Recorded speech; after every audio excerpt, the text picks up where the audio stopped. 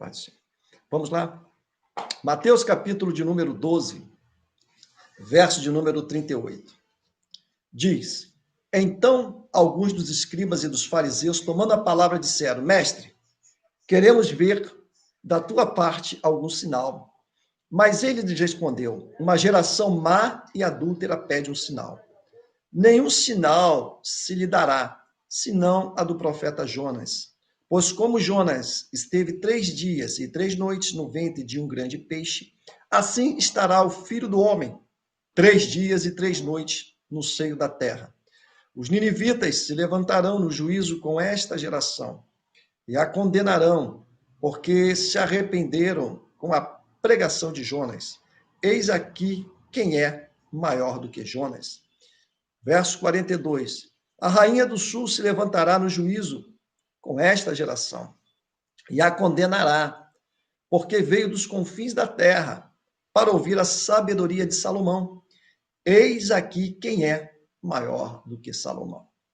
Ora, havendo um espírito imundo, saído do homem, anda por vários lugares áridos, buscando repouso e não o encontra. Amém. Até o verso de número 43, 42 é a nossa palavra. Essa palavra, irmãos, ela é dita ou repetida também dos livros sinóticos que compõem Mateus, Marcos e Lucas. E Lucas também, no capítulo 11 e no capítulo de número 19, fala também desse fato de Jesus.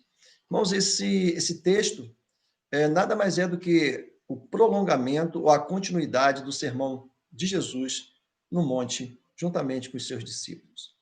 Então, a palavra de Deus, Leni, boa noite, a paz do Senhor. Selma, boa noite, a paz do Senhor. Dilma, boa noite, a paz do Senhor.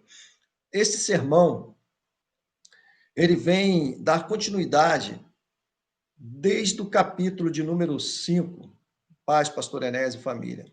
Agora eu não vou falar mais paz não, senão vai quebrar meu raciocínio total aqui, tá bom? Quem entrar daqui por diante aí, o pastor Enésio, secretário, que também monitora aí o chat, ele vai falar boa noite, a paz do Senhor, em nome do pastor. Até rimou, né? Boa noite, a paz do Senhor, em nome do pastor. Glória a Deus, aleluia. Vamos lá. Então, o livro de Mateus é uma continuidade daquilo que Jesus começou a fazer ou a realizar no Monte das Oliveiras, que é um monte que está voltado para o Templo de Jerusalém. Ele tem uma certa altitude. Naturalmente, quando se sobe, Jerusalém é uma cidade pequena. Se Israel é pequeno, para você entender, eu sempre falei isso, e às vezes a gente até esquece de mencionar, Israel, no contexto maior como Estado e como nação, ele é comparado ao estado de Sergipe, que é um dos menores estados da União Federativa do Brasil, é o estado de Sergipe. E para você ter noção, Sergipe tem 21.900 quilômetros quadrados. Israel tem 22 mil quilômetros quadrados. Então, é lado a lado, é o mesmo espaço territorial.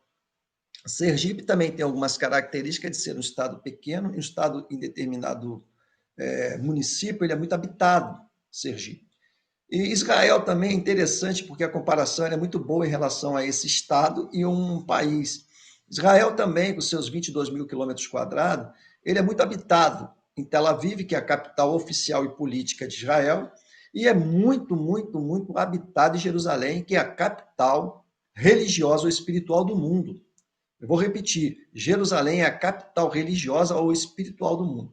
Dentro de Jerusalém, nós estamos fazendo uma introdução, tá bom? Dentro de Jerusalém tem as principais religiões do mundo, as principais religiões monoteístas do mundo, monoteísta, única, religiões que adoram somente a um Deus. Vamos lá? A primeira é o judaísmo, a segunda é o cristianismo e a terceira é o islamismo. São as religiões mais importantes do mundo. Por que mais importante? Porque são religiões monoteísta, perdão, falei politeísta, perdão, monoteísta, perdão, é que eu juntei as três em uma, mas monoteísta, mono, um. São três religiões, mas com um Deus. Judeus, eles ainda creem em Javé, o único criador que estabelece a Torá, o livro das leis. O cristianismo, cremos no Filho de Deus, que é Jesus Cristo.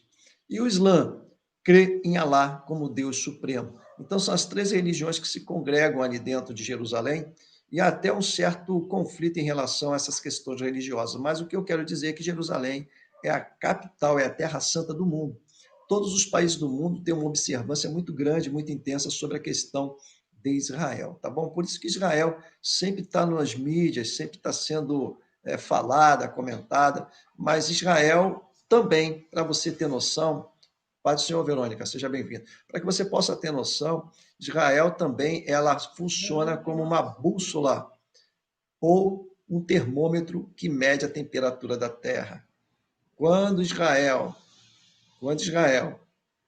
sofrer alguma condição mais acentuada do que ela está sofrendo, é porque se torna mais claro e mais evidente de que Jesus estará voltando para buscar a sua igreja, não para reinar, para voltar para buscar a sua igreja, tá bom? Então, Israel funciona como o termômetro do mundo, tá? Voltando aqui agora para a nossa mensagem, eu trouxe um tema muito legal para você, para que você possa meditar já no tema e entender o que Jesus queria falar nesse seu sermão, juntamente com os seus discípulos e juntamente com aqueles que lhe ouviam e buscavam entender quem era Jesus. O grande sermão de alerta, o milagre de Jonas e da rainha do sul.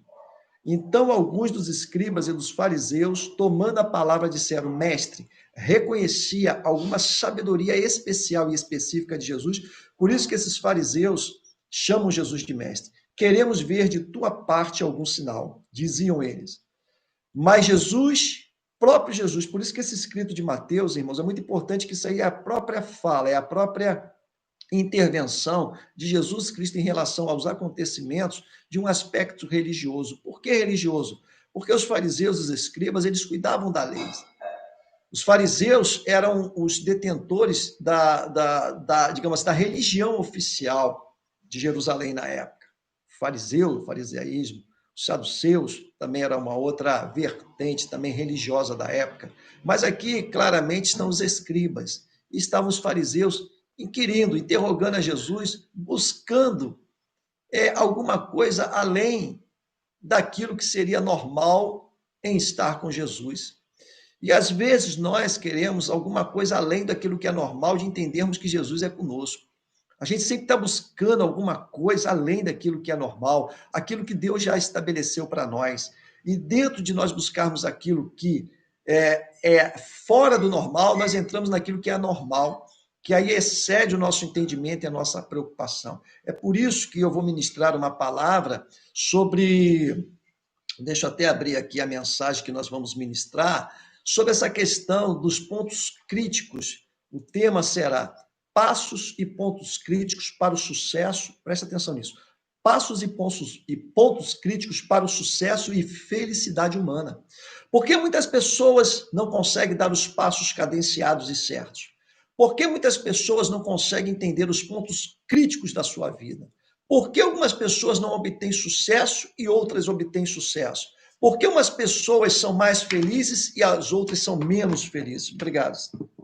Por que isso? Então, dentro desse tema, passos e pontos críticos para o sucesso e felicidade humana, nós estaremos falando de alguns caminhos e passos que nós deveríamos dar em relação à nossa própria vida e à nossa existência. Esses escribas e esses fariseus, eles queriam que Jesus fizesse um sinal. Mas Jesus lhe respondeu: uma geração má e adúltera pede um sinal. Pastor, o senhor falou que Mateus é escatológico. O que é escatológico? Escatológico são textos que explicam acontecimentos futuros. E é por isso que eu trago dentro desse livro de Mateus, capítulo 12, como se fosse um acontecimento escatológico. Por quê? Porque nós estamos vivendo dentro de uma geração má e uma geração adúltera. A gente pensa que todas as vezes que fala em adúltera é questão sexual. Irmãos, olha só, adulterar é mudar, é alterar o conceito do original para um remendo daquilo que não é original. Deu para entender? Então, é mudar a conotação daquilo que é verdadeiro para aquilo que é inverdade. Aquilo que seria bom, correto, para aquilo que é mais ou menos. Né? É o que se chama da relatividade da religião dos dias atuais. E essa relatividade e esse anseio deliberado do homem em busca de coisas que não são para evidenciar a presença de Deus ou a grande e poderosa mão de Deus, nos faz viver dentro de um aspecto ansioso. Porque hoje nós vivemos dentro desse século com as maiores doenças que afetam a mente. Por quê? Por quê? Olha, nunca os psiquiatras, psicólogos, terapeutas têm sido tão utilizados para tratar de assuntos que a mente não consegue tratar. Porque as pessoas estão avançando sinais na sua mente. E tudo que nós falamos de mente, dentro do consciente, inconsciente, há um equilíbrio, uma harmonia. Quando nós queremos desarmonizar isso, buscar aquilo que não é de fato necessário ser buscado, o que a gente faz? A gente infere em gravidades. É como se você tivesse cortando alguma coisa com muita abrupta forma, com muita rapidez, e daqui a pouco aquela faquinha esvala e pum, pega no teu dedo. Às vezes corta e às vezes não corta, mas às vezes machuca. Esse é o problema dessa humanidade da atualidade. Nós vamos falar isso brevemente em algumas palestras que nós já estamos formatando para ajudar essas pessoas. Uma das coisas que eu mais oro, quero abrir esse parênteses para falar, mais oro para que eu possa ajudar essas pessoas que precisam dessa ajuda, mais nesse aspecto mente, alma e coração. Vou repetir, mais ajuda no aspecto mente, alma e coração. Há uma interligação nessas três esferas da alma e da vida que precisam ter harmonia e gestão previamente preparada e ajustada por você mesmo. Tem coisas que você vai obter a cura por você, mas você precisa saber os caminhos dessa cura. Hoje nós olhamos para as medicinas e vamos ver a alopatia, são remédios que trazem benefícios, mas trazem malefícios. Mas quando você olha para a natureza e vê os medicamentos naturais, que hoje são tão utilizados, você vai para a homeopatia, você vê o reflexo desses tratamentos, eles são mais lentos, entretanto, eles são melhores qualificados porque eles não alteram em fato e de profundidade o conjunto bioquímico da nossa alma e do nosso corpo. Deu para entender? Então, nós vamos falar agora. Pastor Azamor, quem são esses escribas e fariseus? Eu vou falar para você, os escribas são doutores que ensinavam a lei de Moisés. Eles tinham muito conhecimento das leis de Moisés. As leis de Moisés elas estão fundiadas dentro de 5 livros. Gênesis, Êxodo, Levítico, Número, Deuteronômio. Ali estão as ordens expressas, ali estão as orientações para que o povo pudesse voltar-se para Deus e viver para Deus. Então Moisés escreve, e esses escribas e doutores da lei, eles eram aqueles responsáveis de escrever, transliterar, ou seja, ensinar a lei ao povo. Eles a interpretavam, eles explicavam para o povo. O pastor e os fariseus, essa seita, ela dizia assim, fariseus, separados do mundo. Era um partido religioso também, os fariseus, que demonstrava uma vida moral elevada e distinta dos impuros. Os fariseus eram como se fossem assim, os seres políticos, e quem não fosse político e não estivesse com eles, seriam os impuros. Seriam aqueles que viviam à margem da sociedade, eram os pecadores. Quando Jesus se apresenta e começa a caminhar pelas cercanias de Jerusalém, pelas cercanias de Judá, pelas cercanias de Belém, e etc. Ele vai deixando pegadas de realizações. Isso chega aos ouvidos dos escribas e chega ao ouvido dos fariseus. Porque não desrespeitando ou descredibilizando os escribas, que eram doutores da lei, renomados, e muito menos os fariseus, que era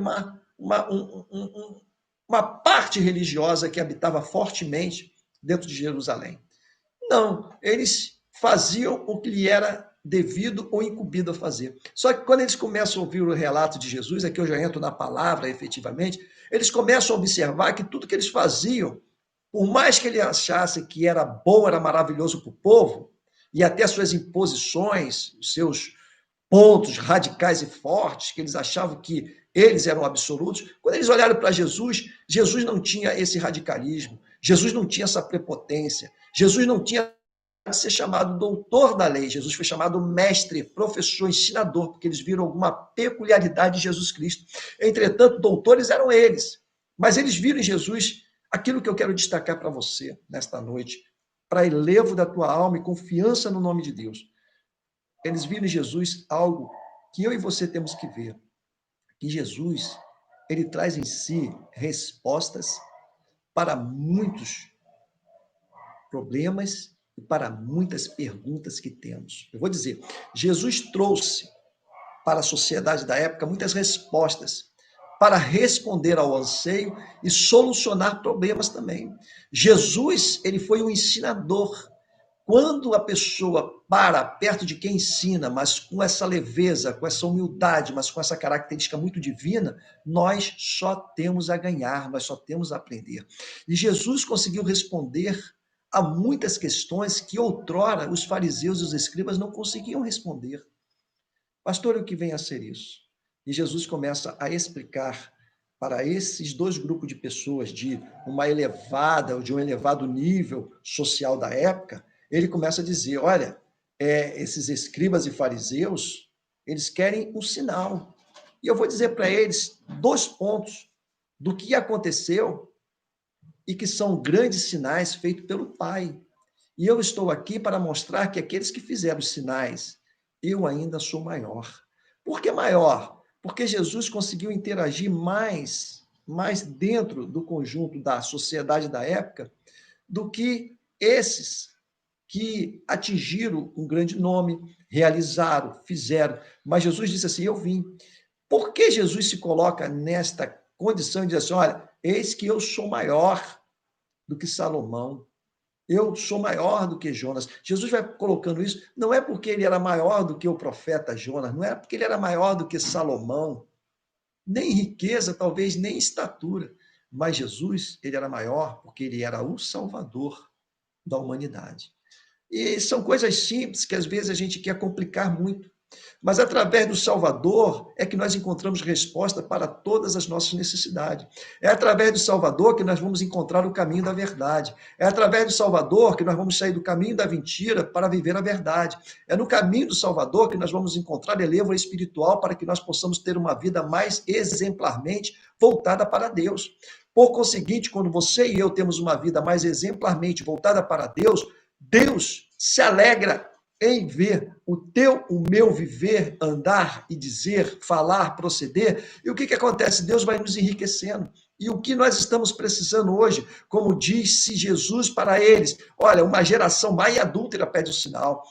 As pessoas estão esperando sinais da tua vida, pessoas estão esperando ver a marca na tua vida, pessoas estão precisando ouvir uma palavra que sai dos teus lábios, porque essas palavras elas não serão vazias, porque diz o Senhor que a palavra que é lançada, ela não voltará para mim vazia, mas Jesus dá uma garantia para você e para mim, de que nós faríamos obras maiores do que ele fez.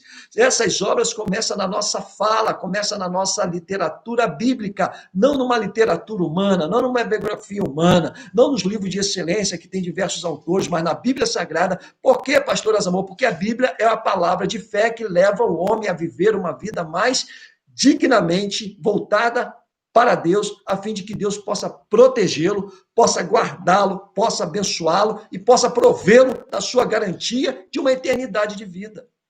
O maior problema de uma geração má é não encontrar a porta da salvação.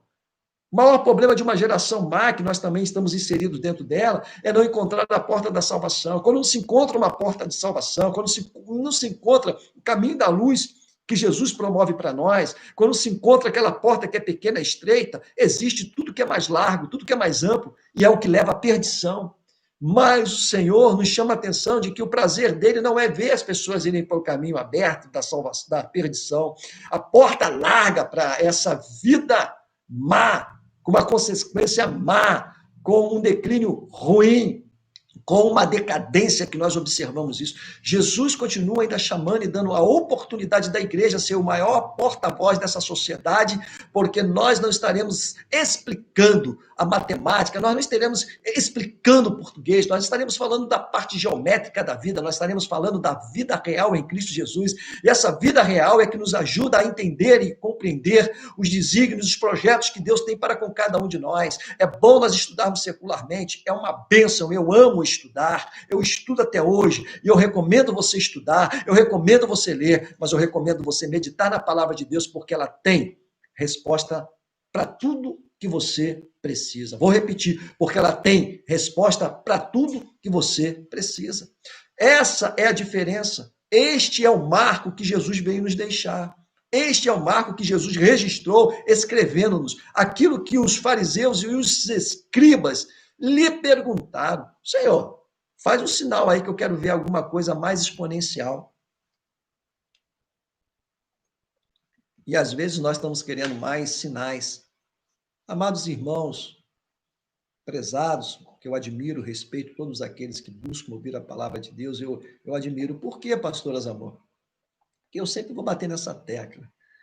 Mais de 210 milhões, nós que estamos aqui ou em outras igrejas envolvidas hoje no Brasil, somos a minoria. Talvez a maioria optou hoje, nesta noite, fazer 1000 coisas. Legal. Mas eu parabenizo a cada um de nós, porque nós não optamos a viver nesse momento ou participarmos daquilo que é legal. Nós optamos estar nos preparando para o encontro com o Senhor nosso Deus, que virá buscar você e eu, que somos a igreja dele. Então eu tenho certeza que Deus nos contempla em nós optarmos pelo melhor. Talvez algumas pessoas estejam celebrando nesta noite, alegres, bacana, mas nós não estamos numa festa, estamos numa palavra registrando para nós coisas que nos edificam e acrescentam na nossa fé. Isso tem mais validade para o futuro do que uma festa momentânea no presente. Vou repetir. Isso tem mais validade e importância para o teu futuro do que uma festa momentânea que passa a alegria rapidamente. Mas aquilo que nós estamos aprendendo e ministrando nesta noite tem valor. Tem valor. E um valor que eu disse que é escatológico, que fala do futuro, para o nosso futuro, para que a glória de Deus esteja sobre as nossas vidas e, por conseguinte, consigamos nos manter fiéis e firmes diante deste Deus, para angariarmos o quê, pastor Azamor? 1 milhão aqui na terra? Não, irmãos. Para angariarmos um tesouro nos céus. Lá sim vale a pena. Lá tem coisas assim que a grandiosidade que a Bíblia relata sobre as mansões de Deus para a sua igreja, coisas que é até difícil de nós compreendermos na nossa ótica humana. Mas voltando aqui, essa citação de Jesus, eles não aceitam a autoridade de Jesus porque eles são escribas, doutores da lei, como muitos hoje também. Por isso que eu falo de uma geração má e uma geração adúltera. Não aceitam a autoridade do pregador, do ensinador, não aceitam a autoridade da palavra de Deus. E é por isso eles querem e pedem um sinal. Igreja, pedir um sinal é um ato de desconfiança diante de tantos sinais da Bíblia Sagrada. Diante de tantos sinais. Por isso que nós somos bem-aventurados. Nós não precisamos estarmos com Jesus vivo ao nosso lado para nós tocarmos, olharmos, falarmos. Não, nós somos bem-aventurados, mais do que felizes, porque nós não precisamos ver, nós cremos. Isso é fé. Isso é fé. Pastor, isso tem valor? Muito valor. Jesus, quando se apresenta a um cenáculo na casa dos discípulos lá, Tomé duvidou, ainda que tenha sido um grande discípulo. Jesus falou para Tomé, né? Tomé, ser crente, porque ele não cria. Bem-aventurado aqueles que não viram, mas creram. Jesus também, mais uma vez, escatologicamente, já estava falando para nós, porque ele falou assim, eu vou para o Pai, como poderão me ver? E nós estamos aqui nesta noite.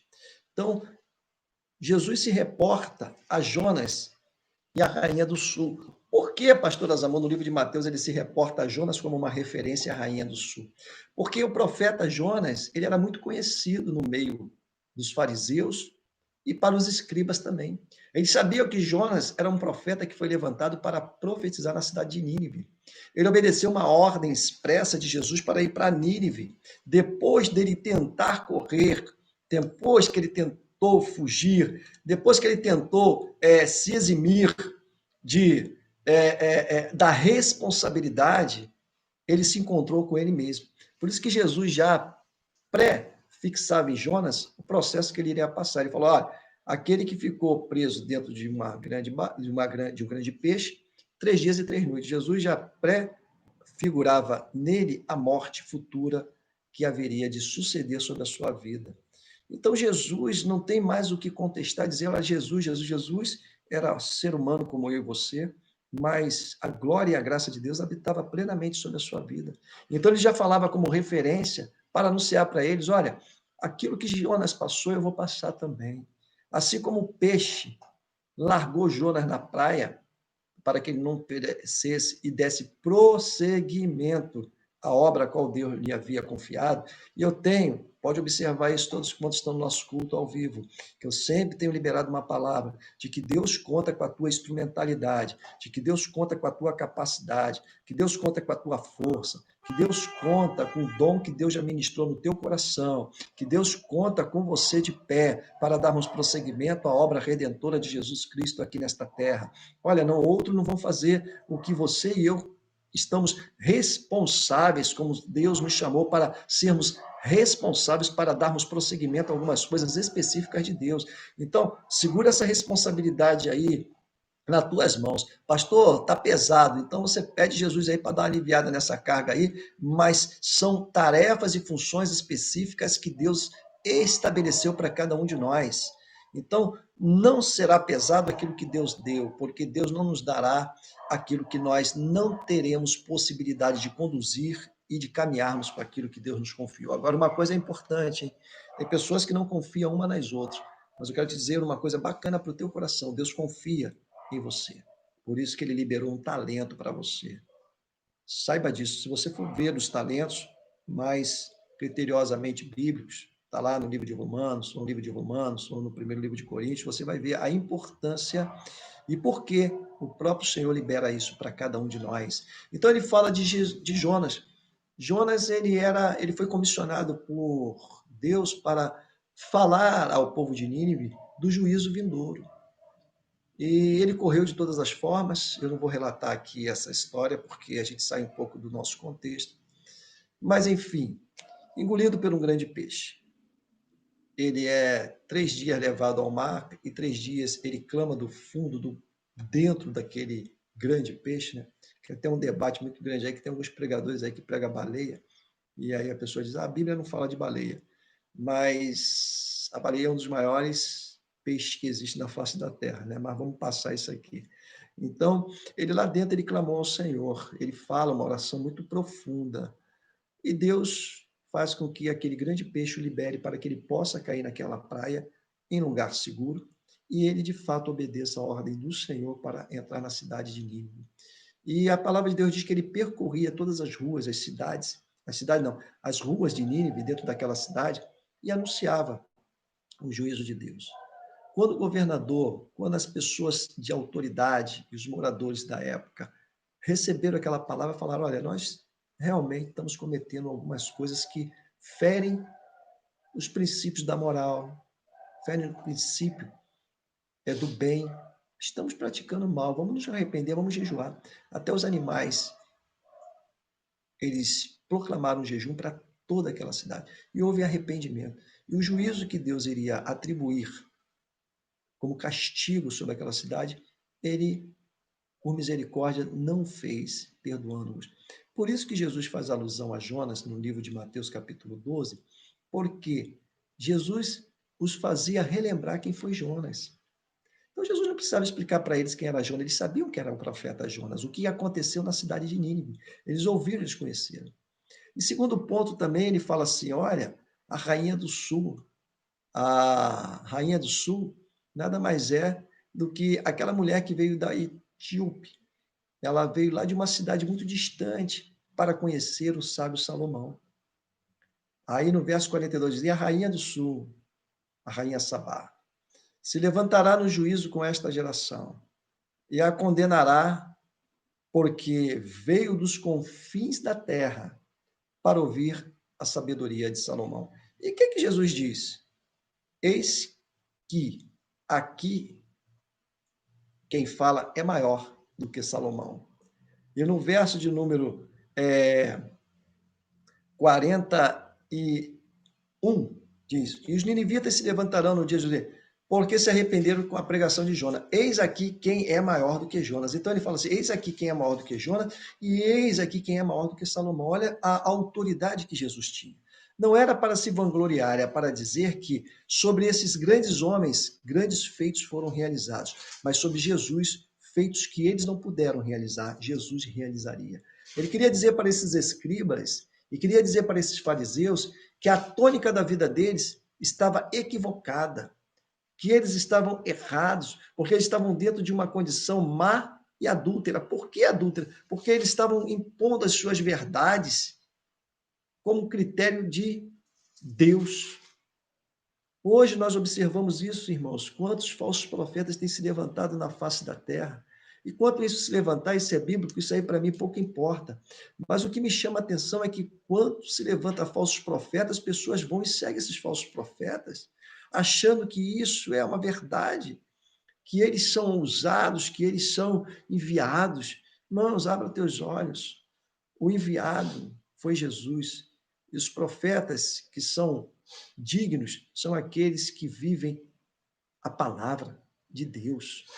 Essa continua sendo a maior verdade, a maior profecia, o melhor caminho, o melhor ensino, o melhor respaldo para a tua alma, para a tua alma, para a tua existência, como ser divino que tu és. Por que divino? Porque nós não temos só a essência carnal, nós temos a essência carnal e a essência espiritual, que se coligam.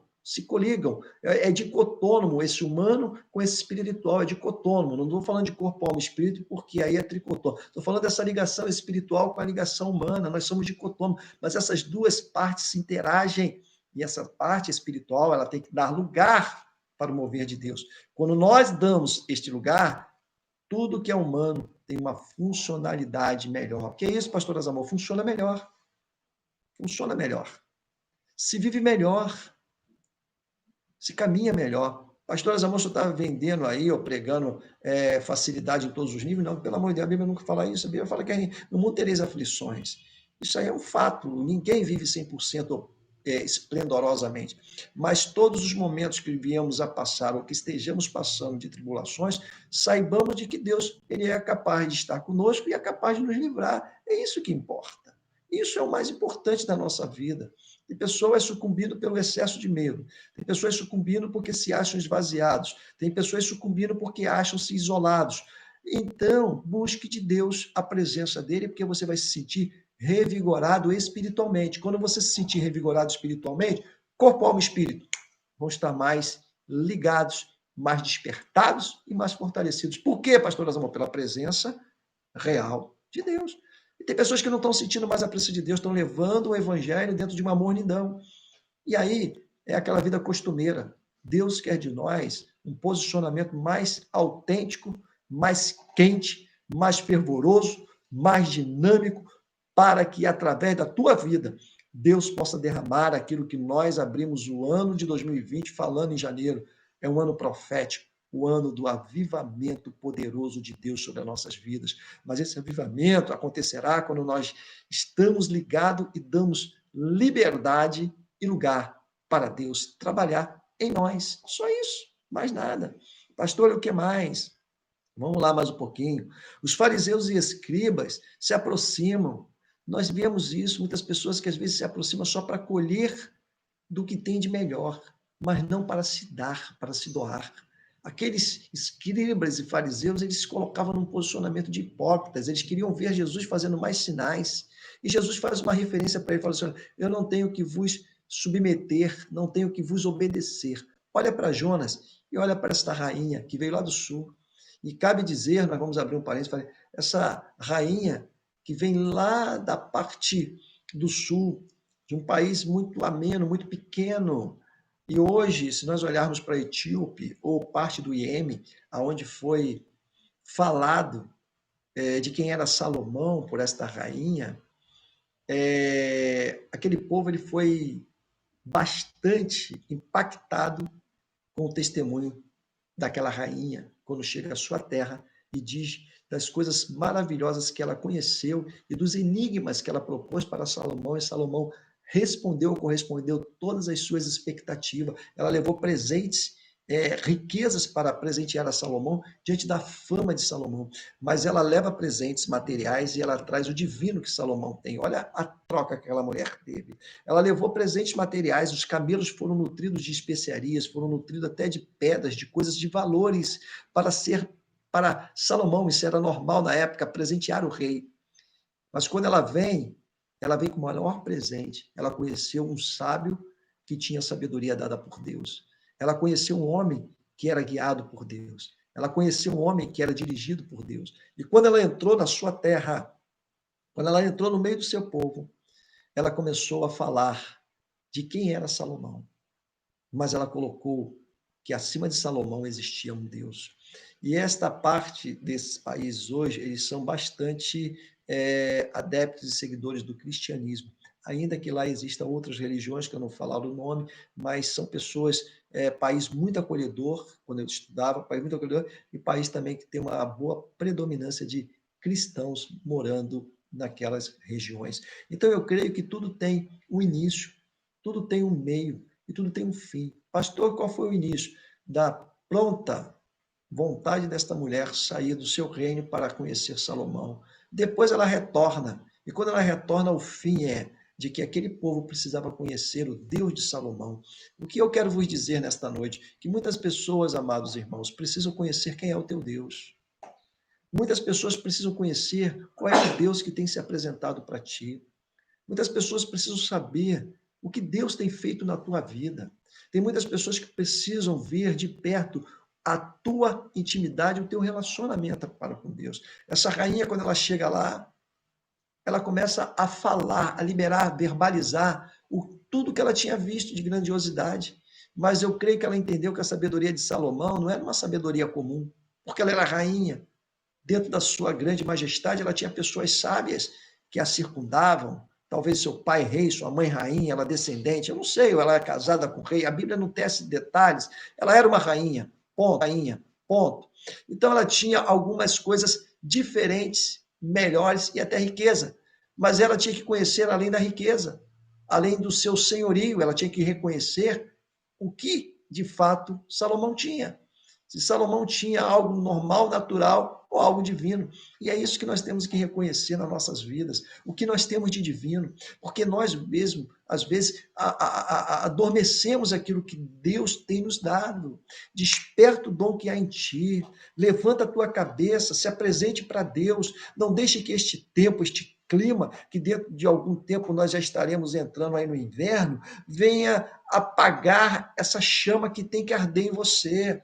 Ah, pastor, mas a situação hoje é essa, a economia é essa. Em nome de Jesus, tudo é esse ou isso que nós estamos vendo, mas Deus, ele é imutável. Deus não mudou para com a tua vida. Deus não mudou para com as suas promessas sobre a sua igreja. Deus não mudou para com as famílias. Deus não mudou, Deus não alterou nada. Deus continua fiel, Deus continua verdadeiro. A potencialidade, o poder, a graça, a majestade de Deus, isso não muda, isso não altera. O que tem alterado é nós darmos prosseguimento, como diz o próprio Jesus. Olha, essa geração aí, má e adúltera, vem a mim, vocês querendo me inquirir, vocês querendo um sinal, eu já dei sinal. O profeta Jonas já deu sinal, Salomão já mostrou de quem ele servia, de quem ele seguia, porque todos conheciam, os escribas e os fariseus, falando um pouquinho de Salomão, de quem Salomão era filho. Sabiam que era de Davi, e sabiam que Davi foi um homem honrado diante de Deus. Davi tramitava as coisas de Deus. E Salomão também. Então, quando ela evidenciou isso, ela sabia que acima de Salomão um trono invisível, mas existia um Deus. Esses escribas, esses fariseus, eles sabiam também que acima de Jonas, quando ele cumpre a ordem de Deus, eles sabiam que Jonas não era um homem comum, tinha um Deus que o guiava, que o dirigia, e é isso que nós precisamos entender e buscar. Olha, em face a esse texto, foi o meio que Jesus teve em propor consigo um tom para eles de advertência. E é isso que eu quero também dizer nesta noite. Essa palavra de Jesus, ela vem nos propor assim um tom de advertência. Pastor, que advertência é essa? De algum erro? Não, é uma advertência para que nós possamos ajustar alguns parâmetros, alguns princípios e alguns padrões na nossa vida, para sermos mais e mais usados por Deus. E é isso que Jesus queria dizer para eles. Não adianta vocês serem conhecedores da lei, não. Não adianta vocês escreverem, relatar, ensinar o povo, não. É preciso vocês aplicarem em vocês tudo aquilo que vocês ensinam. Então é importante entendermos que para nós funcionarmos, crescermos e avançarmos, temos que aplicar a palavra de Deus em nós. É isso.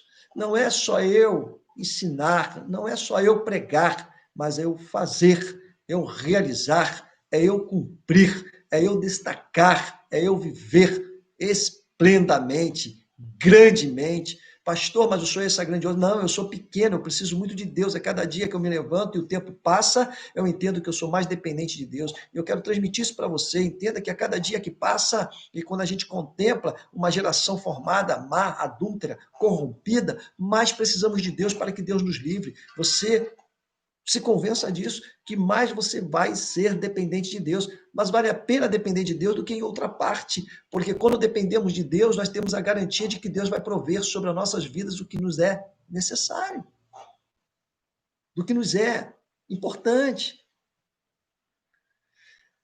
Há uma nítida chamada à conversão, à mudança, a uma transformação. Eu creio que esse tempo que nós estamos vivendo, ele nos abre como advertência entendermos que há necessidade desta conversão ser maior, que há necessidade de termos uma mudança para melhor. E há uma necessidade, irmãos, toda clareza, de nos transformarmos mais e mais para o bem e para melhor. Todos nós temos coisas e questões na nossa vida que nós dependemos de Deus, mas que nosso esforço nos fará melhorar. Nós temos que ser humildes para entender isso. Nós não podemos ser soberbos, nós não podemos ser arrogantes. Nós temos que entender que Jesus foi a simplicidade, a autenticidade, a humildade real que nos deixou os seus exemplos para que nós pudéssemos seguir. Porque muitos não são felizes nas suas realizações porque não exercem e não seguem os exemplos deixados por Jesus. Só isso. Mais nada. E não é muito difícil mudar, não. Cabe um esforço. Agora, eu também posso dizer para você que é fácil sermos cristãos na época que nós estamos vivendo. Nada é fácil, mas é possível chegarmos à estatura de varões e varoas dentro do nível de perfeição que Deus quer na nossa vida. Não é a perfeição de 100%, não. É a perfeição que é o nível que eu entendo que Deus estabelece para cada um de nós dentro da nossa pequenez, porque Ele já conhece-nos. Desde que nós nos colocamos a orar, antes de nós lhe pedirmos algo, Deus já sabe, Deus conhece com antecipação, é a presciência de Deus, é o grande poder de Deus, isso é muito claro. Então, ele quer dizer para nós que Jesus mostra que uma geração incrédula recebeu todos os sinais necessários para a sua conversão. Agora, é uma opção de querer ou não querer. Então, cabe esse momento de nós entendermos essa palavra como uma advertência que vem do sermão do próprio Jesus, aonde chega aqueles fariseus, aonde chega aqueles escribas e ouvem Jesus e perguntam Jesus e querem mais de Jesus. Vamos, querer mais de Jesus é bom, mas também nos esforçarmos mais para recebermos e entendermos Jesus é melhor ainda. Há uma duplicidade, tem que ter isso. Eu sempre falo de uma via de mão dupla. Temos que lançar para Deus voltar e juntamente nos encontrar. Todo início tem uma partida. Toda volta chega-se ao início da partida. Então, é uma comunhão de relacionamento do divino com o humano que somos nós. Ele fala, olha, a geração adúltera, olha, essa geração precisa ter uma mudança.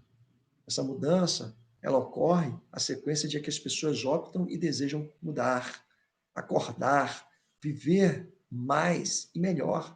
Essa é a opção que Deus quer de cada um de nós. O significado da missão de Jesus que ele coloca, nos determina.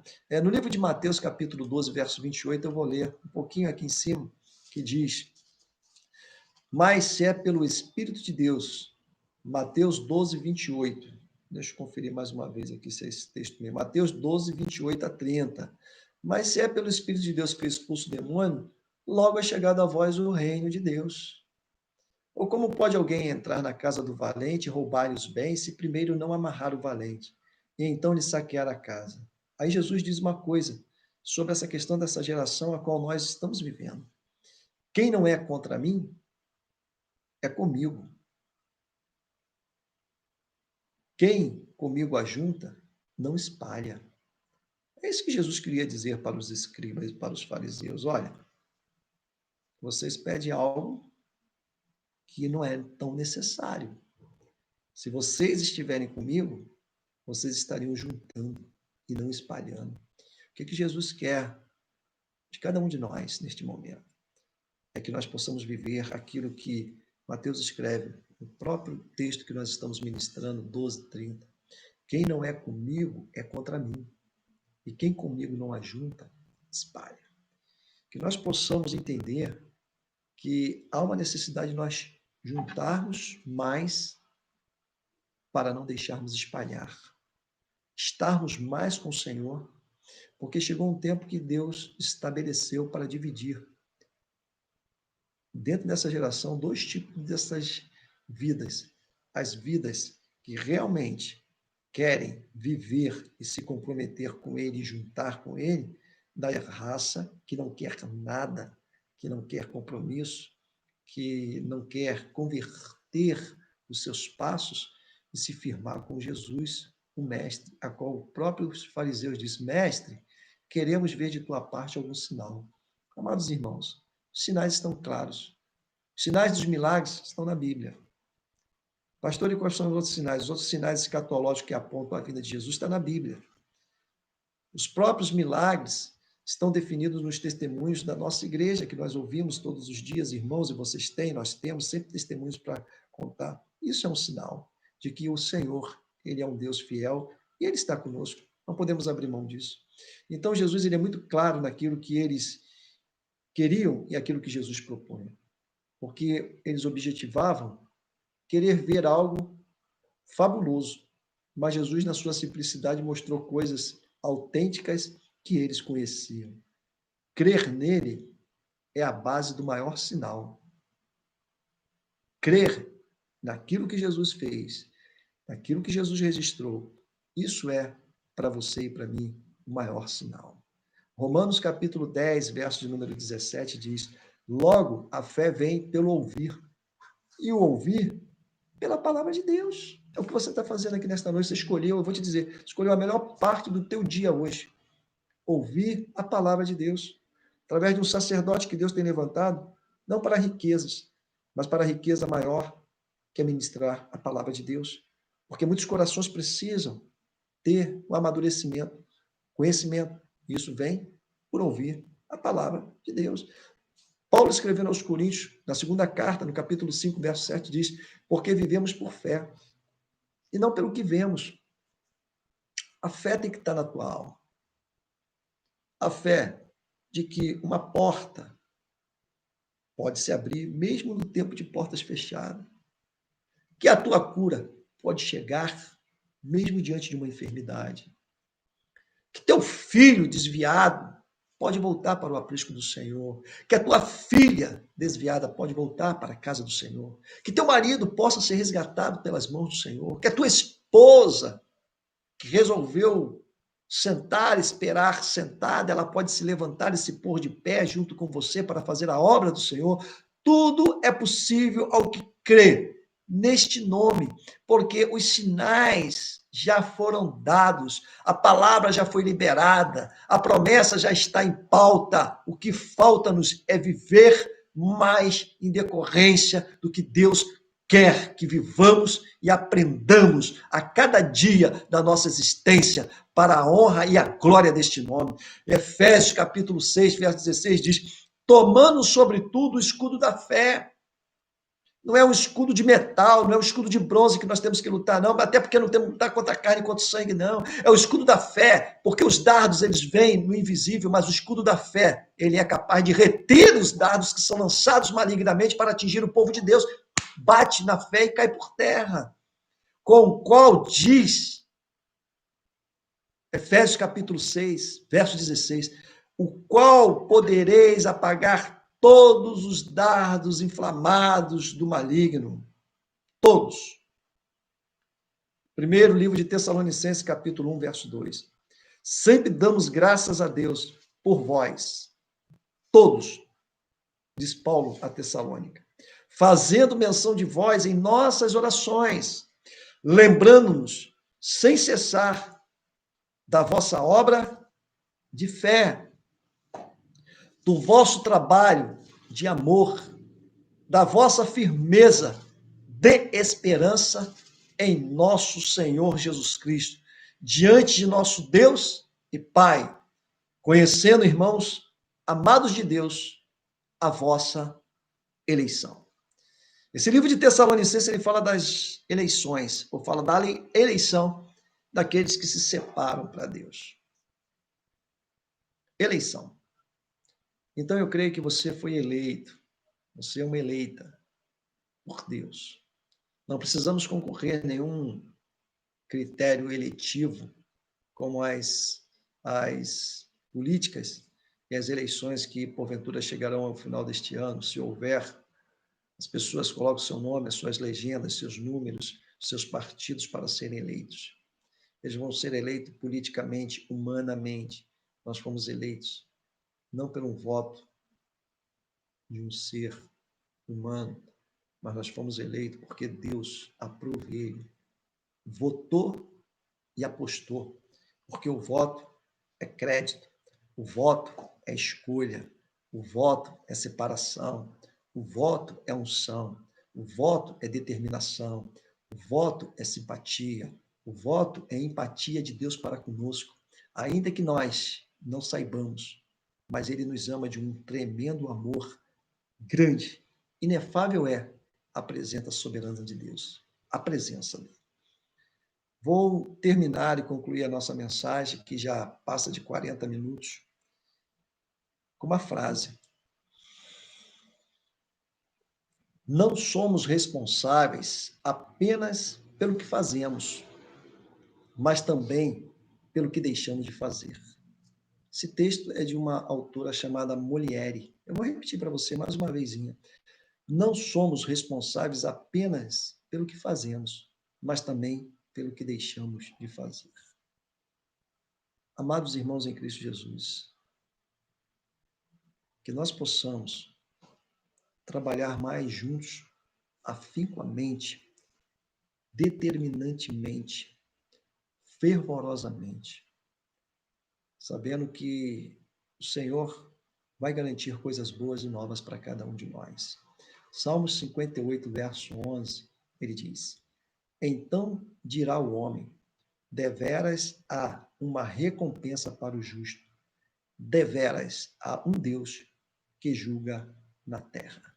Esse Deus que julga na terra, deveras há uma recompensa para os seus eleitos.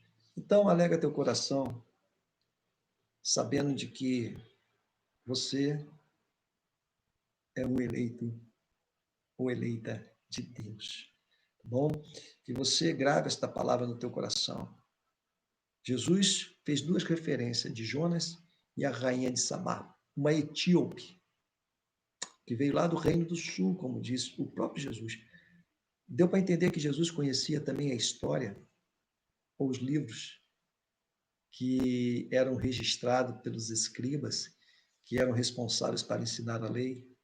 E a gente fica pensando como Jesus, ainda tão jovem, com 30 e poucos anos, Jesus conhecia tudo isso que eles eram responsáveis em decifrar, ensinar e conduzir para o povo. Jesus sabia que eles eram doutores da lei de Moisés, mas eles tinham que ser doutores de quem era Jesus. Eu e você temos que saber quem é esse doutor Jesus. Pastor doutor, por quê? Porque ele cura, ele ajuda, ele transforma, ele conforta, ele alegra o teu e o meu coração. Mesmo diante das tempestades do mundo, ele nos escolheu, nos separou e nos nomeou, como Tessalônica fala. Somos eleitos por Deus.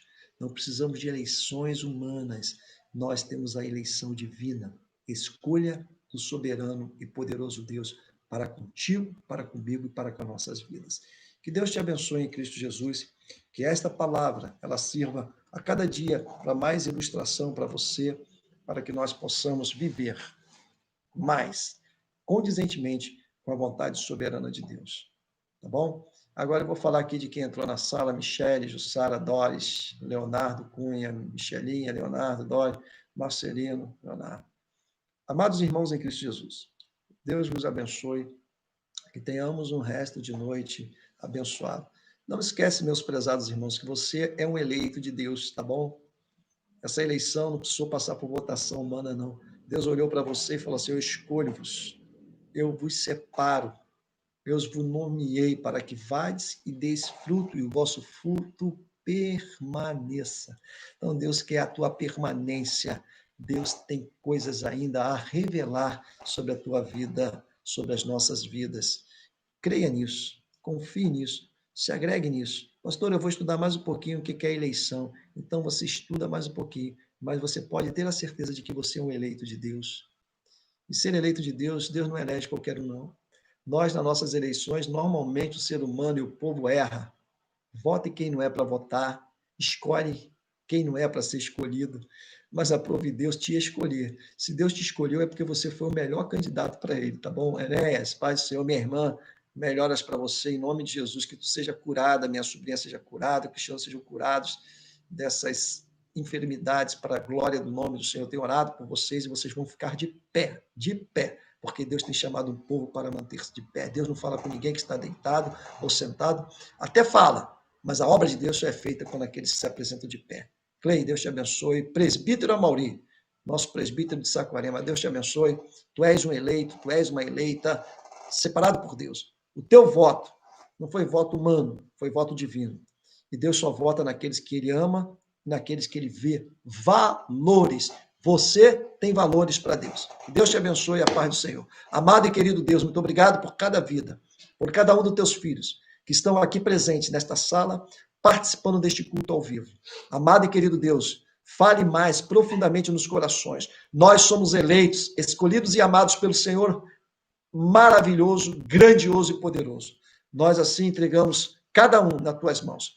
Queremos orar por este Brasil amado, por esta terra que nós amamos, pelo governo nacional, o executivo, o legislativo, o judiciário e todas as ordens de autoridades, para que haja uma intervenção das tuas mãos poderosas. Aonde está fincado as trevas, tu há de revelar e remover pelo poder maior que existe nas mãos poderosas do Senhor. Tu venceste com teu filho Jesus, fazendo ressuscitar entre os mortos. Tu fizeste vencer a cidade de Nínive para que poupasse aquela cidade, por intermédio de um profeta chamado Jonas, que foi levado aos altos mares por um grande peixe. E tu o liberaste, tu o soltaste, para que ele pudesse ser profeta de uma nação, de um povo.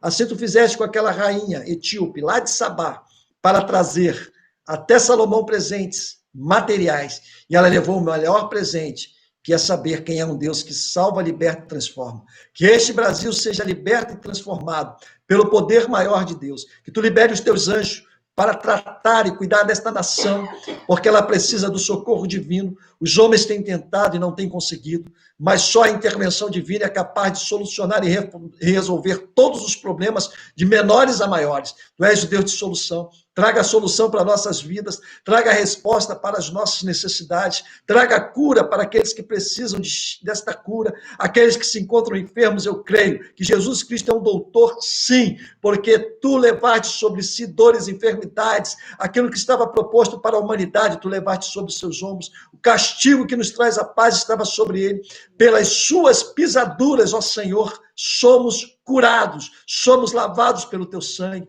perdoa os pecados, nos faça e nos torne mais do que vencedores.